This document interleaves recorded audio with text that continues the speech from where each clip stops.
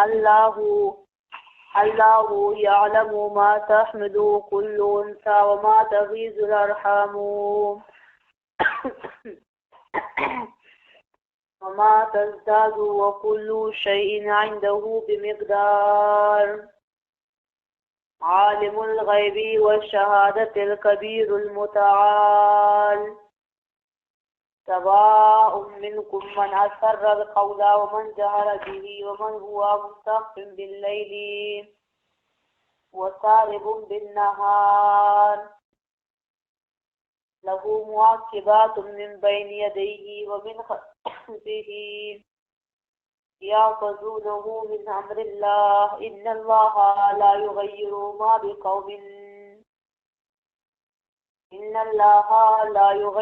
ما بقوم حتى يغيروا ما بأنفسهم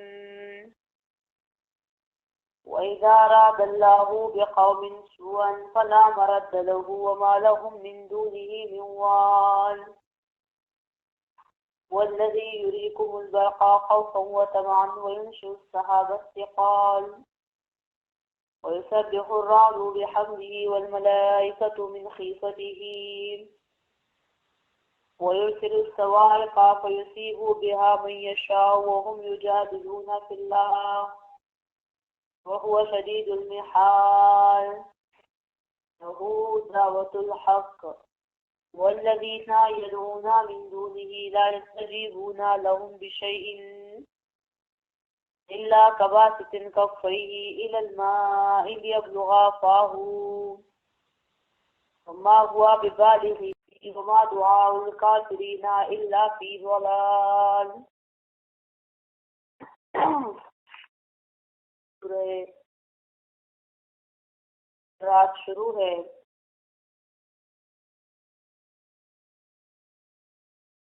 سورہ رات کا مقصد ہے نفی شرک فی الدعاء.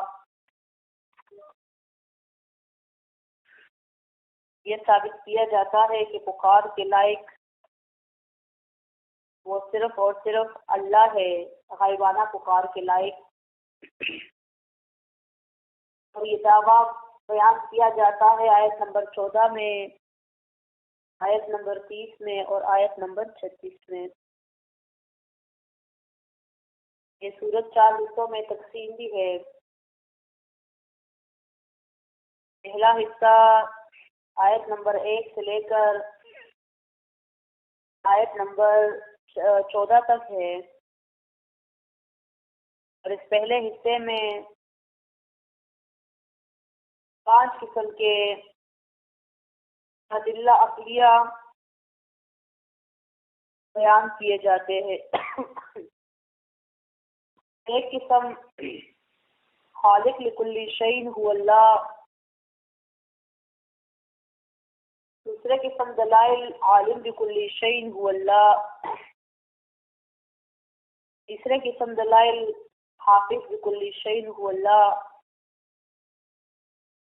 چوتھے قسم دلائل متصرف فی کل شیء هو اللہ، اور پانچویں قسم دلائل سب میرے محتاج ہے، رات فرشتہ بھی میری پاکی بیان کرتا ہے. پہلا حصہ ہمارا شروع ہے. خلق کے دلائل بیان ہو چکے ہیں. آج کے سبق میں آیت نمبر 8 اب دوسرے قسم کے دلائل بیان کیے جاتے ہیں. عالم بکل شیء هو اللہ، کہ ہر ایک چیز کو جاننے والا، علم رکھنے والا اللہ ہے. اللہ تعالیٰ فرماتے ہیں اللہ یعلم ما تحمل کل انثی، اللہ یعلم ما تحمل کل انثی، اللہ جانتا ہے ما تحمل کل انثی، وہ جو اٹھاتی ہے ہر ایک عورت، وما تغیض الارحام، اور وہ جو کم کرتی ہے رحم عورتوں کے، وما تزدادو اور وہ جو زیادہ کرے عمر طبعی میں سے، کم زیادہ عمر طبعی میں سے، ماں کے پیٹ میں بچے کی عمر طبعی وہ 9 مہینے ہیں۔ 9 مہینے بچے کا دورانیہ ہوتا ہے ماں کے پیٹ میں، اس کا قطرے سے بننا، آہستہ آہستہ آہستہ آہستہ روح ڈالا جانا، روح میں جب ڈالی جاتی ہے پھر اس کے بعد جب وہ 6 مہینے زندہ رہتا ہے تو پہلے تو وہ بن رہا ہوتا ہے۔ تو کبھی کبھار یہ ہوتا ہے ہم دیکھتے ہیں کہ 9 مہینے سے بچہ پہلے پیدا ہو جاتا ہے اور وہ زندہ بھی ہوتا ہے۔ 7 مہینے کے بچے بھی زندہ رہ پاتے ہیں، کبھی کبھار 8 مہینے کے نہیں زندہ ہوتے، اور کبھی کبھی ایسے بھی ہوتا ہے عمر طبعی سے بچے زیادہ مدت گزار لیتے ہیں ماں کے پیٹ میں، 2 سال بھی گزار لیتے ہیں، سال بھی گزار لیتے ہیں، 15 مہینے بھی گزار لیتے ہیں، ہوتا ہے ایسے۔ میرے لیے مجھے خود کہتی ہے تم نے 11 مہینے گزارے تھے، میرا بالکل دنیا میں آنے سے دل نہیں کر رہا تھا۔ تو بعض اوقات 11-12 مہینے بھی ہو جاتے ہیں۔ امام ضحاک رحمۃ اللہ علیہ وہ 4 سال بعد پیدا ہوئے تھے، سوچیے ذرا، 3-4 سال بعد مطلب وہ پیدا ہوئے تھے، یا 2 سال بعد پیدا ہوئے تھے، لیکن جب وہ پیدا ہوئے تو وہ ہنس رہے تھے اور ان کے دانت بھی تھے اور وہ پھر چلنے پھرنے بھی لگے۔ ان کا نام امام ضحاک رکھا ہے، ضحاک ہنسنے کو بولا جاتا ہے، ہنستے ہوئے پیدا ہوئے تھے۔ امام ذہبی رحمۃ اللہ علیہ اور امام قرطبی رحمۃ اللہ علیہ ایک واقعہ ذکر کرتے ہیں عمر فاروق رضی اللہ تعالیٰ عنہ کا، مشکات میں بھی ہے یہ اور بہقی نے بھی یہ ذکر کیا ہے، امام بہقی نے، کہ عمر فاروق رضی اللہ تعالیٰ عنہ کے دور میں ایک آدمی وہ آیا اور آپ سے شکایت کی کہ ایسے میں تقریباً 2-2.5 سال سے باہر ہوں تجارت کی غرض سے، اور میں ابھی جو واپس آیا تو میری بیوی حاملہ ہے، میں تو کام ہی نہیں، اب کیا کرے اس کے ساتھ؟ عمر فاروق رضی اللہ تعالیٰ عنہ نے صحابہ کرام سے رائے مانگی کہ اس کے ساتھ کیا کیا جائے، اس کو رجم کیا جائے کہ نہیں۔ کسی نے کیا جواب دیا، کسی نے کیا؟ حضرت معاذ رضی اللہ تعالیٰ عنہ نے کہا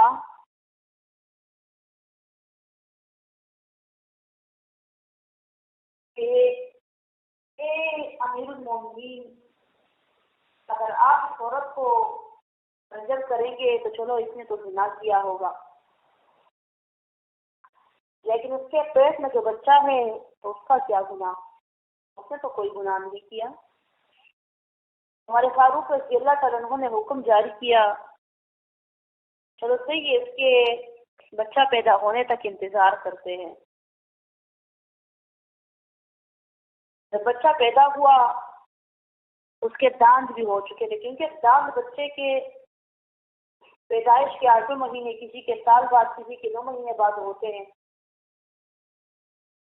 تو جب وہ بچہ پیدا ہوا تو اس کے دانت بھی ہو چکے تھے اور کچھ دن بعد وہ پھرنے بھی لگ گیا۔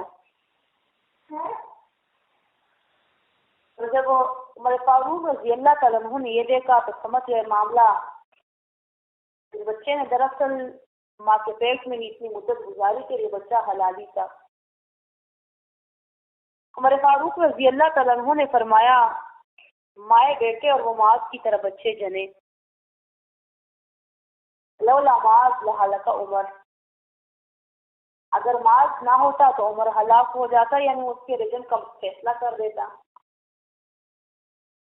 اب آپ بعض لوگ کہتے ہیں عمر فاروق رضی اللہ تعالیٰ نے فیصلہ رجم کا کیوں دیا تھا؟ فیصلہ بھی نہیں دیا تھا انہوں نے تو ابھی مشورہ مانگا تھا سب صحابہ سے، اور ان کو حضرت معاذ کا مشورہ جو ہے تو وہ پسند آیا، اور وہ بچہ بالکل باپ کی فوٹو کاپی بھی تھا جب وہ پیدا ہوا۔ اللہ جو کسی کی صفائی کرتا ہے اس انداز میں بھی کر لیتا ہے، کرنے بھی لگا، جان بھی تھے، اور غالباً کے وہ باپ کی طرح بھی تھا، سب خوش ہو گئے تھے۔ تو یہ بات معاذ رضی اللہ تعالیٰ عنہ نے کی تھی، شیعہ لگ جاتے، کہتے لولا علی لہلک عمر، اگر علی نہ ہوتے تو عمر ہلاک ہو جاتے۔ ان کو تو ویسے ہی بہت ہے نا عمر فاروق رضی اللہ تعالیٰ عنہ سے، تو ہم ایک صحابی کو اوپر اور ایک کو نیچے نہیں کرتے۔ علی رضی اللہ تعالیٰ عنہ کی اپنی جگہ ہے، ان کے اپنے جو ہے تو اتنے کارنامے ہیں، اتنے بہادر، نبی کریم صلی اللہ علیہ وآلہ وسلم کے داماد، یہ کوئی عام بات تو نہیں ہے۔ لیکن ہم یہ نہیں کہتے کہ علی رضی اللہ تعالیٰ عنہ کے مناقب بیان کر کے عمر فاروق رضی اللہ تعالیٰ عنہ کا درجہ گھٹا دیں۔ وہ یہ کہتے ہیں کہ علی نہ ہوتا تو عمر ہلاک ہو جاتی، یہ بات علی نے کی تھی۔ ہم کہتے ہیں علی رضی اللہ تعالیٰ عنہ کے مناقب بے شک زیادہ ہے، ان کے کارنامے بھی زیادہ ہے، لیکن یہ بات آپ جس صحابی نے کی ہے انہی کی طرف منسوخ کر لیا تھا۔ یہ بات معاذ رضی اللہ تعالیٰ عنہ نے کی تھی۔ تو آج بھی جو بھی آپ کو اچھی بات ملے گی یا جو بھی اچھی نہ بھی ہو، لیکن یہ دوستوں کے بارے میں اور رشتہ داروں کے بارے میں اور محبت کے بارے میں اور جو بھی اقوال جری ہے نا جتنے بھی سارے کے سارے انہوں نے حضرت علی سے منسوخ کر رکھے ہیں، اور میسج پہ لکھتے ہیں، اسٹیٹس پہ لکھتے ہیں علی علیہ السلام نے فرمایا۔ ساری شیعوں کی چالیں ہیں، سازشیں ہیں، لیکن وہ یہ نہیں سوچتے کہ وہ اپنے وہ صحابی تو ہمارے ہیں، لیکن وہ ان کو چلو کہتے ہیں کہ ہمارے امام ہے یا ہمارے خلیفہ ہے، جو بھی ہیں صحابی تو وہ سب سے پہلے ہمارے ہیں رضی اللہ تعالیٰ عنہ۔ تو ان کو پیغمبری کا درجہ دیتے ہیں یا خدائی کا درجہ دیتے ہیں، لیکن غلط غلط باتیں ان کے ساتھ منسوخ کرتے ہیں۔ جو باتیں علی رضی اللہ تعالیٰ عنہ نے کی ہے، جس پر کوئی وہ موجود ہے، سند موجود ہے، تو بالکل ٹھیک۔ جو انہوں نے نہیں کی، یہ اسٹیٹس سے نہ لگایا کرے حضرت علی نے فرمایا، حضرت علی نے فرمایا، سب غصہ مجھے آتا ہے۔ حضرت علی کو اور کوئی کام نہیں تھا، اور دوستوں کی باتیں ہی کرتے رہتے تھے اور محبتوں کی باتیں کرتے تھے، صحابہ کے پاس وقت تھا کوئی، اور صرف حضرت علی کے بارے میں بس لکھتے ہیں سارے، شیعوں کے اسٹال کا حصہ نہ بنے۔ ساتھ انہوں نے علیہ السلام بھی لکھا ہوتا ہے کہ پیغمبروں کے ساتھ خاص علیہ السلام یا صلی اللہ علیہ وآلہ وسلم، ان کے سوا صحابہ ہے تو ان کے ساتھ رضی اللہ ہے،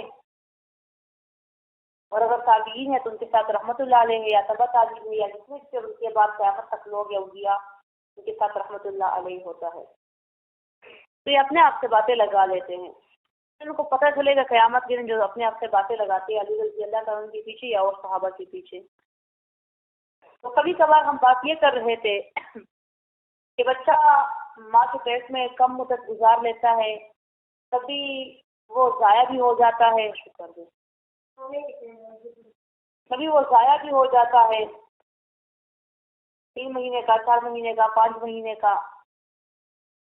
اور جب پیدا ہوتا ہے تو ہمیں تب پتہ چلتا ہے کہ اب پیدا ہو گیا، لیکن اللہ ربی کریم کو تب سے پتا تھا، اللہ کو تو دنیا کی پیدائش سے پہلے پتا ہے، لیکن ہم دنیا کے اندر اب بات کریں تو اللہ کو تب سے پتا ہے کہ یہ بچہ بنا بھی نہیں ماں کے پیٹ میں، ابھی ماں کو پتہ ہی نہیں کہ میں نے حمل جو ہے تو پکڑ لیا ہے، مطلب مجھے حمل ہو گیا ہے، لیکن اللہ ربی کریم کو پہلے دن سے ہی پتا ہے کہ اس کا جو بچہ ہوگا 9 مہینے بعد ہوگا، 8 مہینے بعد ہوگا، سال بعد ہوگا، بچہ ہوگا، بچی ہوگی۔ اللہ ربی کریم کو پہلے سے پتا ہے اس کے اعمال کا، اس کی عمر کا، اس کے رزق کا، اس کے جنتی جہنمی ہونے کا، خوش نصیبی کا، بدبختی کا، یہ سارا کچھ اللہ تعالیٰ کو پتا ہے اور کسی کو نہیں پتا۔ اگر وہ کہتے کہ پتہ چل جاتا ہے ابھی علم ہے تو کسی کو ہے نہیں، آلات کے ذریعے ہاں پتہ چل جاتا ہے، آلات ہوتے ہیں اپنے لیکن وہ بھی جب بچہ 5-6 مہینے کا ہو جائے تو اس کے بعد پتہ چلتا ہے، مطلب شروع سے وہی پتہ نہیں چلتا کہ کیا ہے اور کیا نہیں ہے۔ اور اکثر اوقات یہ غلط بھی ہو جاتا ہے، لڑکا بتایا ہوتا ہے لڑکی ہو جاتی ہے، لڑکی بتائی ہوتی ہے لڑکا ہو جاتا ہے۔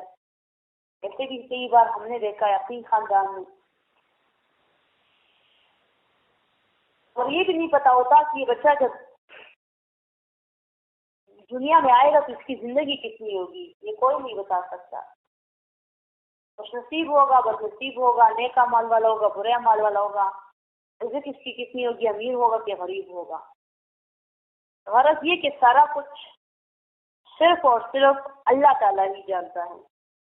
وَكُلُّ شَيْءٍ عِندَهُ بِمِقْدَارٍ، اور ہر ایک چیز اللہ کے ہاں اندازے پر ہے۔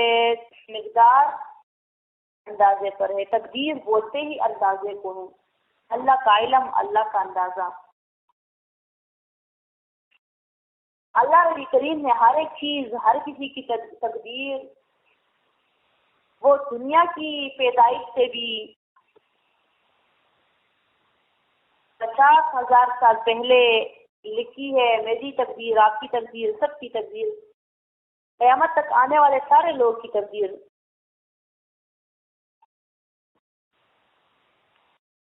کہ کون نیک عمل کرے گا، کون برا عمل کرے گا، کون اپنی مرضی سے اسلام قبول کرے گا، کون اپنی مرضی سے کافر ہی رہے گا۔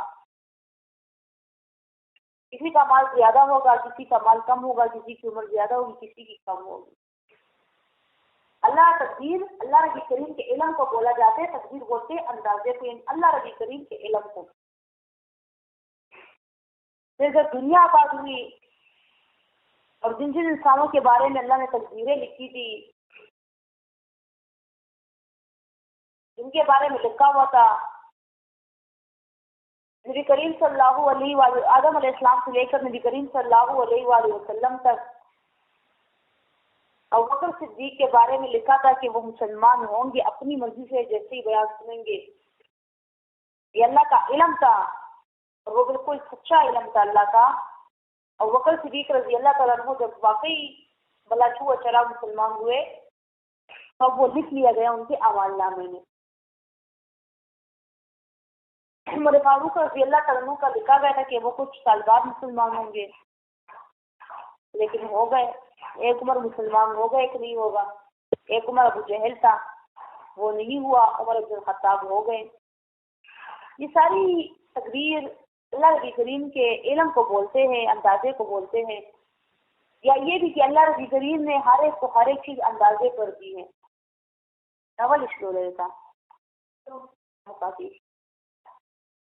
اللہ تعالیٰ کو پتہ ہے، اللہ تعالیٰ کو پتہ ہے کہ اس کے لیے کتنی زندگی بہتر ہے، اس کے لیے کتنا رزق بہتر ہے، یہ سارا اللہ نبی کریم کو پتا تھا۔ تبھی ایک بندے کے لیے زندگی زیادہ لکھ دی، کسی کے لیے کم لکھ دی، کسی کے لیے علم زیادہ، کسی کے لیے کم، کسی کے لیے رزق زیادہ، کسی کے لیے کم۔ اب بھی تقدیر جو ہے بعض لوگ ہر ایک چیز اٹھا کر تقدیر پر ڈال دیتے ہیں۔ یاد رکھیے تقدیر یہ بھی نہیں ہے کہ مکمل انسان مجبور ہے۔ بات ہے تقدیر میں تھا، لیکن تقدیر میں یہ تھا کہ ہم سے یہ غلطی ہوگی تب وہ کام ہوگا۔ تقدیر ایک تک پر نہیں لکھی گئی ہماری، لیکن اس کے ساتھ لازمن یہ ہوگا۔ نہیں گویا کہ اللہ کو دنیا کی پیدائش سے 50,000 سال پہلے بھی ہم سب کے بارے میں یہ علم تھا اور تھا ہی کہ ہم خود اپنی مرضی سے یہ کام کریں گے اور اس کا یہ نتیجہ نکلے گا۔ ان کی طرف میں پیغمبر بنا کر بھیجوں گا، یہ لوگ مانیں گے اور یہ نہیں مانیں گے۔ اللہ کو پہلے سے ہمارے دلوں کا علم تھا، اللہ دلوں کو سب سے جانتا تھا ہمارے، اور اس پر وہ ساری باتیں جو ہے تو ہمارے لیے لکھ دی۔ اللہ کو سب کا علم تھا، لیکن اللہ تقدیر پر کسی کو سزا اور جزا نہیں دیتا جب تک کوئی انسان اور اس دنیا میں آ کر اور وہ سارے کام واقعی میں نہ کر دے، جزا کے کام اور سزا کے کام، جب تک اس کے لیے جنت جہنم یہ سارا کچھ لازم اس کے لیے نہیں ہوتا جب تک وہ اعمال سارے وہ نہ کرے۔ انسان مکمل مجبور بھی نہیں ہے، تھوڑا بہت انسان کو اختیار بھی دیا گیا ہے، عقل بھی دی گئی ہے، شعور بھی دیا گیا ہے۔ اور انسان مکمل جو ہے تو مطلب مجبور نہیں ہے اور مکمل اختیار بھی نہیں ہے انسان کو. بعض لوگ کہتے ہیں میں نے اپنی تقدیر خود بنائی اور میں نے جو ہے تو خود یہ کیا اور میں نے خود اپنا آپ بنایا. بڑی بڑی باتیں کرتے ہیں اور کہتے ہیں کہ یہ آپ کا قصور نہیں ہے اگر آپ غریب پیدا ہوتے ہیں. ہاں یہ آپ کا قصور ہے اگر آپ غریب مر بھی جاتے ہیں. یہ بات ہمارے اسلام کے اور تقدیر کے بالکل منافی ہے. کسی کا غربت میں اور کسی کا مالداری میں کوئی قصور نہیں ہوتا. رزق تو بلا شبہ اللہ تعالیٰ نے قسمت میں لکھا ہے کہ اس کی کتنی رزق ہے, اس کا کتنا رزق ہے, اس کے پاس کتنا مال ہوگا. یاد رکھیے اللہ ربی کریم نے رزق لکھا ہوتا ہے کہ اس کا رزق اتنا ہے, اس کا مال اتنا ہے. طریقے پھر ہمارے اپنے ہیں کہ ہم کس طریقے سے کماتے ہیں. حلال کماتے ہیں, ہمارا حرام کماتے ہیں. یا اپنے وقت تک صبر کرتے ہیں یا ہم تقدیر سے آگے جانے کی کوشش کرتے ہیں. تقدیر میں چیزیں لکھی گئی ہیں لیکن اس کا پرفارم کرنا ہمیں اختیار کیا گیا ہے کہ ہم کیا کرتے ہیں. اب ہمیں بھی اختیار کیا گیا ہے کہ ہم کیا کرتے ہیں. کسی انسان کے نصیب میں اللہ نے خوب زیادہ مال لکھا ہوتا ہے. جیسے میرے شیخ محترم اکثر اوقات فرماتے ہیں کسی ملا کے بارے میں یا کسی ایسے شخص کے بارے میں جو دین پر پیسے کماتا ہے یا حرام کماتا ہے, یہ تو اس کی نصیب میں اللہ نے سارا مال لکھا ہوا تھا, اس نے غلط طریقہ اپنایا.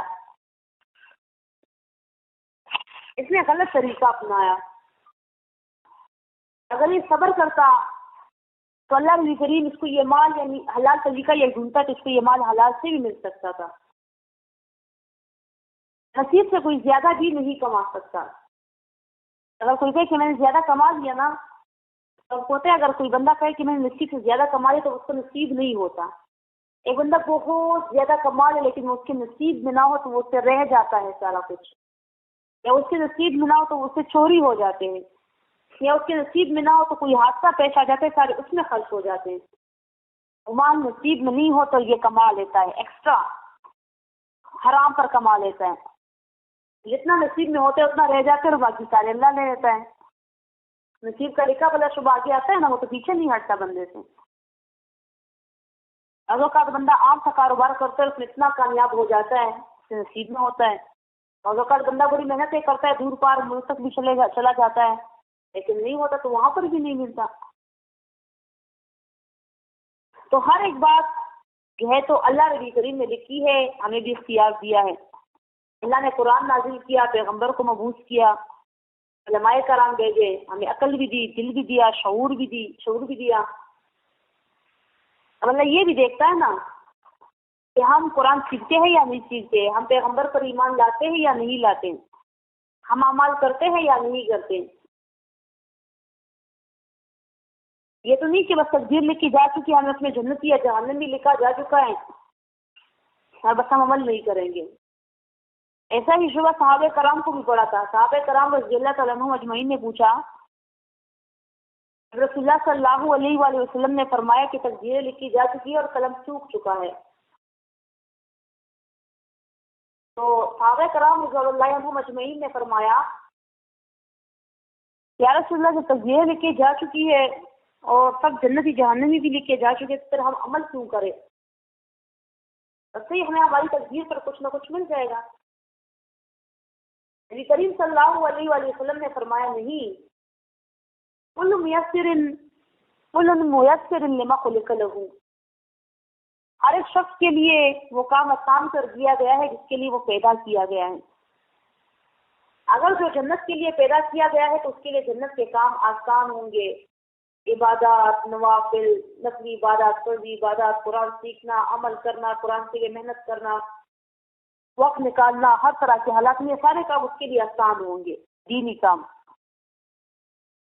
اور باقی جو دنیا کے لیے پیدا کیے گئے ہیں تو آپ دیکھیے ان کے دنیاوی کام آسان ہوتے ہیں. دیندار لوگ سوچتے ہیں کہ پتہ نہیں یہ کس طرح یہ دنیاوی کام کرتے ہیں, اور دنیاوی لوگ سوچتے ہیں کہ پتہ نہیں دیندار لوگ کس طرح یہ کام کرتے ہیں.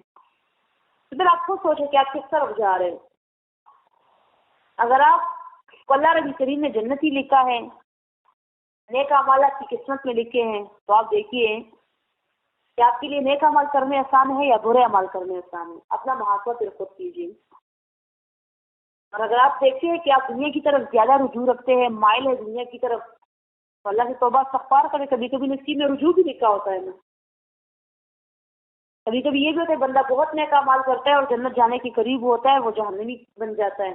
تو یہ عمل کرتا ہے کہ ساری نیکیوں کو کہا جاتا ہے. تو یہ بندہ جہنم کے بالکل قریب ہوتا ہے، حدیث ہے یہ. اور ایک دم سے جنت میں چلا جاتا ہے، جنت کے قریب کرنے والے اعمال آخری عمر میں شروع کر دیتا ہے. تو اللہ نبی کریم فرماتے کہتے ہیں تقدیر کا مسئلہ جو ہے تو مشکل ہے، کچھ مشکل نہیں ہے، یہ اندازہ اور اللہ کا علم. تو اللہ نے لکھا تو ہے لیکن تب تک اس بندے کو سزا جزا کچھ نہیں دیتا جب تک واقعی وہ بندہ اس دنیا میں آ کر وہ سارے اعمال کر لے. تو اللہ نبی کریم کے علم میں تھا کہ یہ کرے گا، یہ اس طرح کرے گا. اللہ کو پہلے سے پتا تھا. اللہ نے طرف ہمارے اعمال پہلے سے لکھ لیے، اللہ کو ہمارا پتا تھا. تقدیر اللہ نے ہماری وجہ سے لکھی کہ ہم یہ کریں گے، اللہ کو پتا تھا، اللہ کو علم تھا. تقدیر اللہ کے علم کو کہتے ہیں. یعنی کہ اللہ نے پہلے سے کسی کے ساتھ استغفر اللہ ظلم کر دیا کہ یہ جہنمی ہے اور یہ جنتی ہے. یہ اللہ کو سب کو پتا، گویا کہ ہم ایک زندگی اللہ کے علم میں گزار چکے ہیں. ہم نے جو کچھ کرنا تھا وہ ہم کر چکے، اللہ لکھ چکا ہے سارا کچھ. لیکن جو ہمیں زندگی ملی ہے اب اس میں ہم واقعی وہ پریکٹیکلی وہ سارا کچھ کریں گے جو اللہ نے لکھ لیا ہے. تو اس سے ہم جہنمی استغفر اللہ معاذ اللہ نہ کریں یا جنتی اللہ کرے بن جائیں گے. تو اللہ یہاں پر فرماتے ہیں وَكُلُّ شَيْءٍ عِندَهُ بِمِقْدَارٍ، اور ہر ایک چیز اللہ کے ہاں اندازے پر ہے. عالم الغیب والشہادۃ الکبیر المتعال، عالم الغیب جاننے والا ہے چھپی ہوئی چیزوں کو، والشہادت اور ظاہر چیزوں کو، الکبیر المتعال بڑی شان والا ہے، والمتعال المتعال اونچے مرتبے والا ہے. دیکھو اللہ عالی مرتبہ ہے، اللہ کو اپنے مرتبے سے نیچے لا کر بندوں کے برابر نہ کرو. اللہ کی بڑی شان ہے، بندوں کو اوپر اٹھا کر اللہ کی شان کے برابر نہ کرو. بندوں کو اللہ کے حقوق نہ دو اور اللہ کو نیچے نہ کرو، بندوں کے برابر نہ کرو. عالم الغیب والشہادہ، اللہ چھپی ہوئی چیزوں کو جانتا ہے. اور چھپی ہوئی چیزیں ہمارے اعتبار سے ہوتی ہے، اللہ کے لیے کوئی چیز چھپی ہوئی نہیں ہے. یاد رکھیے، یہ چھپی ہوئی چیزیں بولی جاتی ہے تو یہ ہماری ایک عادت ہے جو ہماری نگاہ سے چھپی ہوتی ہے، پردے میں ہوتی ہے. ہمیں اس دیوار کے پاس، دروازے کے پاس کچھ نظر نہیں آ رہا، اللہ کو سارا کچھ نظر آ رہا ہے. ہمیں زمین کے نیچے کچھ نظر نہیں آ رہا، اللہ کو جو ہے تو سارا کچھ نظر آ رہا ہے. اللہ کو پتھروں کے اندر ایک چھوٹے سے کیڑے کا بھی پتہ چلتا ہے جس کو رزق کی ضرورت ہوتی ہے، جو اللہ کو پکار رہا ہوتا ہے. تو اللہ کو تمہارے دل کا نہیں پتا، تمہارے قرض کا نہیں پتا، تمہارے عزت کا نہیں پتا. ثانی محترمہ نے ایک واقعہ ذکر کیا کہ حضرت موسیٰ علیہ السلام ان کو جب اپنی اللہ نے وحی کی کہ تم جاؤ فرعون کے پاس اور اس کو بیان کرو، اور ان کی بیوی ان کے ساتھ تھی اور وہ حاملہ بھی تھی، بچہ ان کا ہونے والا تھا. اندھیری رات کی، بارش برس رہی تھی اور بڑی سرد رات تھی. انہوں نے بیوی کو جھاڑیوں میں چھپا رکھا تھا کہ اللہ کی ان کو کوئی روشنی دور سے نظر آئی، ادھر آئے. اللہ نے کہا تم جاؤ فرعون کے پاس، پیچھے نہ دیکھو بیوی کی طرف مڑ کر. ان کے دل میں ایسی بات آئی کہ پتہ نہیں میری بیوی کو بچہ بھی ہو رہا ہے، وہ کیا کھائے گی، کیا کرے گی. کہا نہیں انہوں نے کچھ. اللہ نبی کریم کو پتہ چلا. اللہ نبی کریم نے موسیٰ علیہ السلام کو ایک پتھر کے پاس لے کر گئے. اس سے بھولا ہوا ہے تھوڑا واقعہ، پہلی دفعہ جب میں کوئی چیز بیان کرتی ہوں اور صرف سنا ہے نا، تو یہ ہے کہ پتھر کے پاس لے کر کے اللہ نبی کریم نے کہا اس پتھر کو مارو. جب اس کو مارا، اب اس پتھر کو مارو، اس کو مارا، اس کے اندر دوسرا پتھر، تیسرا پتھر، غالباً تیسری کیا پتھروں کے اندر پتھر پتھر. نیچے ایک چھوٹا سا کیڑا تھا اندھیرے میں پتھروں کے اندر، اور اس نے سب پتا منہ میں پکڑا ہوا وہ کھا رہا ہے، اور ساتھ میں وہ کچھ کہہ بھی رہا تھا. اس کیڑے کی باتیں میں بھول چکی ہوں. اللہ نبی کریم نے کہا موسیٰ کان لگاؤ، یہ کیڑا کیا کہہ رہا ہے. وہ کچھ کہہ رہا تھا، یہی بات میں بھول چکی ہے. میں دیکھوں گی نا اسے پھر آپ کو بتاؤں گی. اچانک مجھے یہ واقعہ یاد آیا.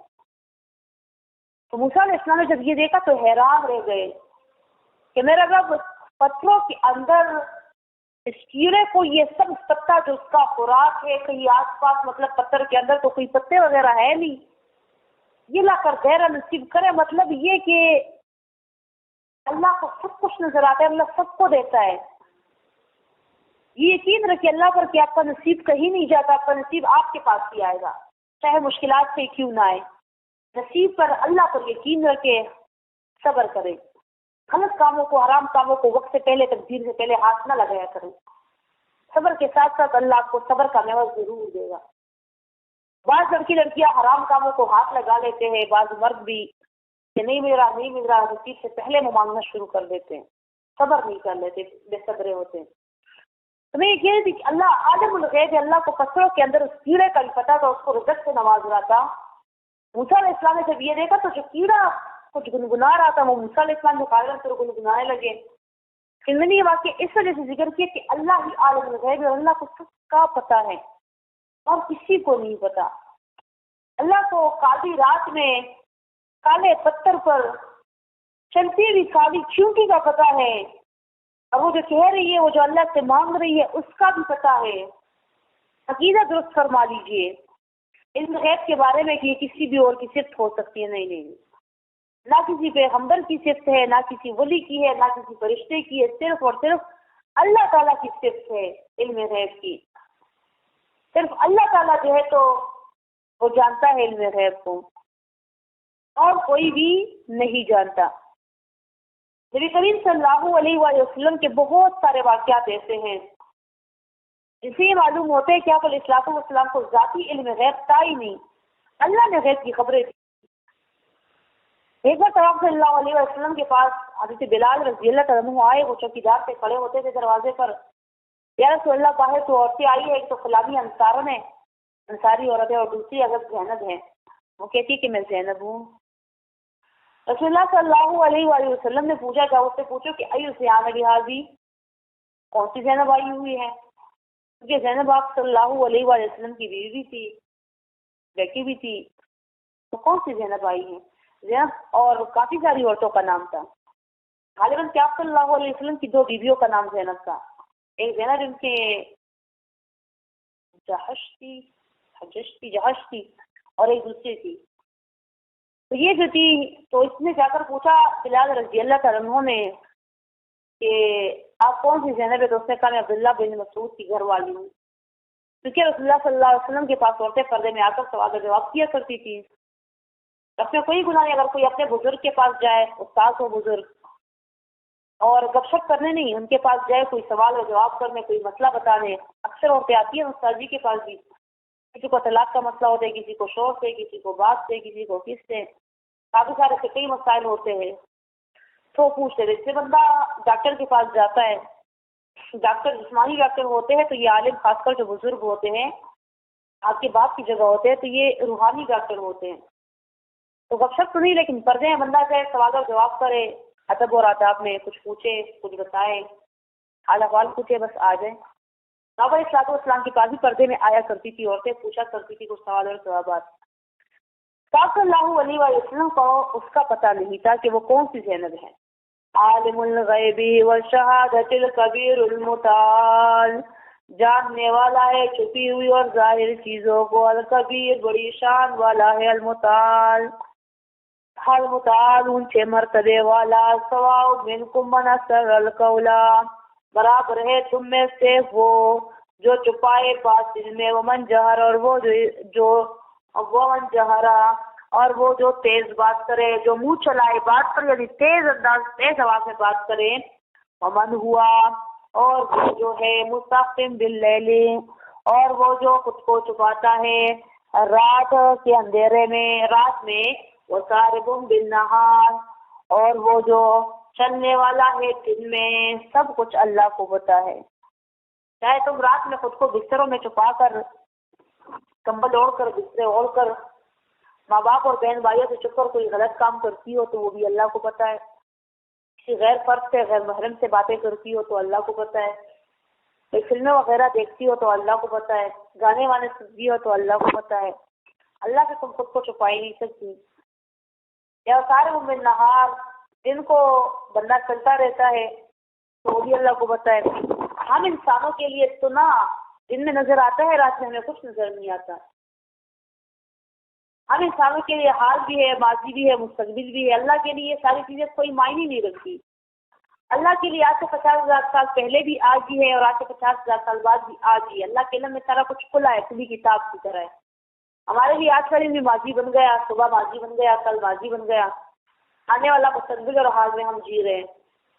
اللہ کے لیے ایسا کچھ نہیں ہے. اندھیرا اندھیرا ہے ہمارے لیے اور دن دن ہے ہمارے لیے. اللہ کے لیے اندھیرا بھی دن کی طرح ہے اور دن تو ہے ہی دن. اللہ کے علم میں سارا کچھ واضح ہے.